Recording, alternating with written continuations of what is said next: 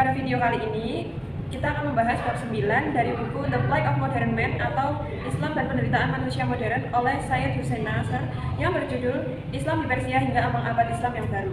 Perkenalkan, saya Deswita Sri Sashifa dengan NIM 245-241-075. Dan saya Fatika Nuraini dengan NIM 245-241-070. Dan saya Dwi Brilana dengan NIM 245-241-039. Oke, masuk di pembahasan pertama yaitu mengenai perkembangan Islam di Persia atau lebih tepatnya di Iran. Yang pertama maksudnya Islam ke Persia. Setelah penaklukan Persia oleh kekhalifahan Arab pada abad ke-7, Islam mulai tersebar luas di wilayah ini. Meskipun awalnya ada perlawanan, perlahan budaya Persia mulai berasimilasi dengan nilai-nilai Islam. Namun, alih-alih kehilangan identitas, budaya Persia justru memperkaya peradaban Islam. Pengaruh budaya Persia terhadap Islam yaitu Persia tidak hanya menjadi penerima pasif ajaran Islam, melainkan juga aktor aktif dalam perkembangannya. Bahasa Persia, kesusastraan, seni, arsitektur, dan tradisi administrasi memberikan warna baru dalam dunia Islam. Dinasti-dinasti Persia, Muslim seperti Buwahiyah dan Seljuk berperan penting dalam memperkuat tradisi intelektual Islam. Lalu kontribusi dalam filsafat Islam, para filsuf Persia seperti Al-Farabi, Ibnu Sina atau Avicenna, dan Suhrawardi mengembangkan filsafat Islam dengan menggabungkan warisan filsafat Yunani, terutama Aristotelianisme dan Neoplatonisme dengan prinsip-prinsip Islam. Yang pertama, Ibnu Sina misalnya sangat berpengaruh dalam bidang metafisika dan filsafat jiwa, serta membuka jalan bagi pemikiran skolastik di Eropa. Yang kedua ada Suhrawardi, memperkenalkan filsafat iluminasi atau hikmat al-Isyraq, menekankan pengetahuan intuitif dan pengalaman langsung akan kebenaran. Lalu ada pemikiran perennialisme. Dalam tradisi filsafat Persia, berkembang gagasan tentang kebenaran universal, bahwa semua agama besar mengandung kebenaran mendasar yang sama.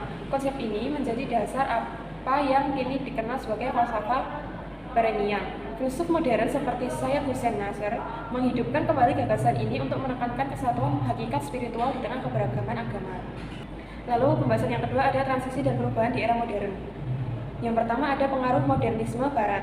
Abad ke-19 dan 20 menyaksikan Persia atau lebih tepatnya di Iran menghadapi tekanan besar dari dunia Barat. Yang pertama, intervensi kekuatan kolonial seperti Rusia dan Inggris di bidang ekonomi dan politik melemahkan kekuasaan lokal dan struktur tradisional. Yang kedua, masuknya ide-ide baru seperti sekularisme, nasionalisme, liberalisme, dan materialisme Barat mengubah pola pikir sebagian masyarakat Persia terutama di kalangan intelektual dan bangsawan.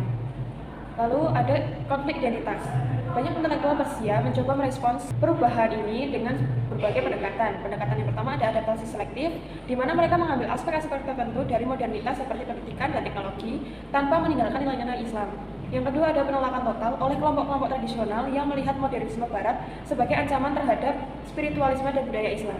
Yang ketiga ada pembaruan Islam dengan usaha untuk merumuskan kembali ajaran Islam agar relevan dalam konteks modern, seperti yang dilakukan oleh Jamal al-Din al-Afghani, seorang reformis Muslim kelahiran Persia. Lalu ada krisis sosial dan spiritual. Modernisasi yang dipaksakan menyebabkan keputusan antara tradisi dan realitas baru. Kehidupan spiritualitas masyarakat terganggu. Banyak yang mengalami kegelisahan identitas karena terjebak di antara keinginan untuk maju secara material dan kebutuhan untuk mempertahankan akar budaya dan agama mereka. Lalu yang terakhir ada gerakan kembali ke spiritualitas. Di tengah gelombang modernisasi ini muncul pula gerakan kembali kepada nilai-nilai spiritual Islam. Beberapa pemikir Persia modern, termasuk Syed Hussein Nasr, menyerukan pentingnya mempertahankan dimensi metafisik dan spiritual Islam sebagai benteng menghadapi arus sekularisasi. Yang ketiga yaitu reaksi terhadap modernisme dan kembalinya Islam. Syed Hussein Nasr menyoroti bahwa modernisme dan sekularisme yang masuk ke Persia tidak sepenuhnya diterima begitu saja.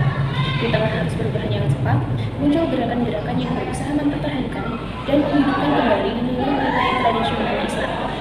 Gerakan ini bukan hanya sekedar nostalgia terhadap masa lalu, melainkan sebuah pencarian andalan untuk menemukan keseimbangan antara dunia modern dan kehidupan spiritual. Para pemikir, ulama, dan masyarakat tertentu mencoba menggali kembali hasanah Islam klasik tasawuf, filsafat Islam, dan hukum syariat untuk memberikan makna yang lebih tinggi di tengah dunia yang sangat materialistik. Nasr mengkritik sikap ekstrem yang hanya melihat modernisme sebagai satu-satunya jalan maju. Menurutnya, umat Islam perlu mengembangkan sikap selektif, menerima perkembangan teknologi dan sains yang bermanfaat, tetapi tetap berpegang pada esensi ajaran Islam yang menjaga keutuhan spiritual dan moral. Dengan kata lain, yang diperlukan adalah tajdid atau pembaharuan yang berakar pada tradisi, bukan sekadar imitasi terhadap nilai-nilai Barat. Tradisi Islam yang hidup dan mendalam menjadi kunci untuk membangun kembali peradaban Islam yang sejati dalam dunia modern. Dan yang keempat yaitu Islam di ambang adat Islam yang baru.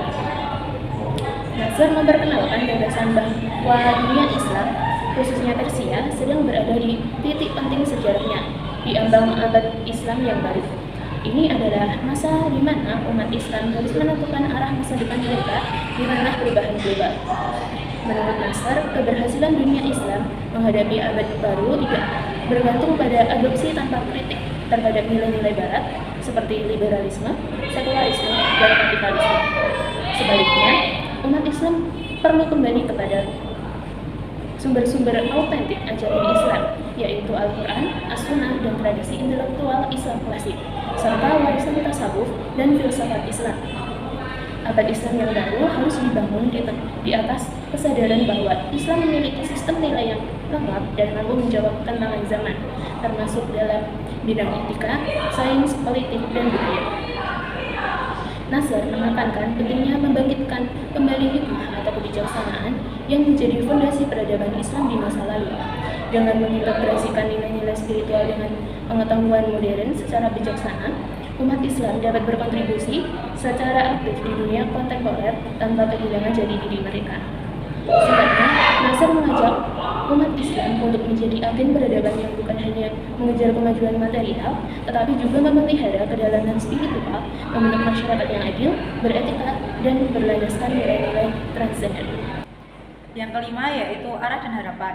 Syed Hussein Nasr menutup pembahasannya dengan menawarkan pandangan strategis tentang masa depan dunia Islam. Ia menekankan bahwa untuk menghindari keterpurukan spiritual dan moral yang diakibatkan oleh modernisasi tanpa arah, umat Islam harus dikembali berpegang pada prinsip-prinsip dasar ajaran Islam.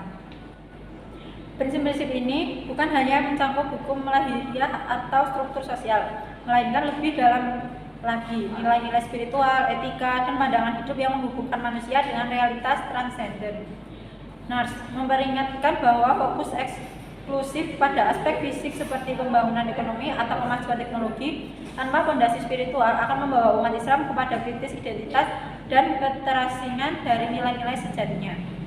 Karena itu, Nasr mengusulkan perlunya kebangkitan spiritual dan intelektual. Kebangkitan spiritual berarti menghidupkan kembali kesadaran akan hubungan manusia dengan Tuhan, mengutamakan penyucian jiwa, zikir, dan pembinaan akhlak.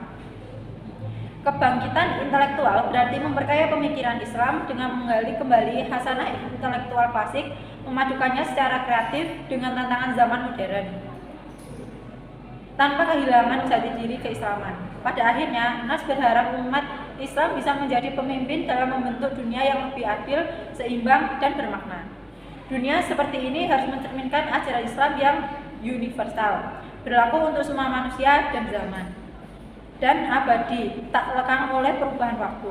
Dengan mengintegrasikan spiritualitas dan intelektualitas, umat Islam bisa menawarkan alternatif yang kuat terhadap krisis peradaban modern yang cenderung materialistik dan individualistik. Kesimpulan, dalam kajiannya tentang perkembangan Islam di Persia, Syed Hussein Nasr menunjukkan bahwa Persia memiliki peran penting dalam membentuk peradaban Islam, terutama melalui kontribusi budaya dan intelektualnya. Namun masuknya modernisme dan sekularisme Barat di abad ke-19 dan 20 memicu perubahan besar yang mengancam keseimbangan tradisi spiritual Persia.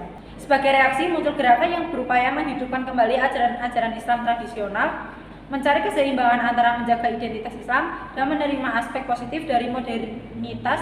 Nasr menekankan bahwa dunia Islam, khususnya Persia, berada di ambang kelahiran abad Islam yang baru. Sebuah masa yang harus dihadapi bukan dengan meniru Barat, melainkan dengan memperdalam pemahaman terhadap warisan spiritual dan intelektual Islam. Nasr akhirnya mengajak umat Islam untuk melakukan kebangkitan spiritual dan intelektual sebagai jalan untuk menciptakan dunia yang lebih adil, seimbang, dan bermakna, berdasarkan nilai-nilai Islam yang universal dan abadi. Sekian yang dapat kami sampaikan, kurang lebihnya mohon maaf. Wassalamualaikum warahmatullahi wabarakatuh. Terima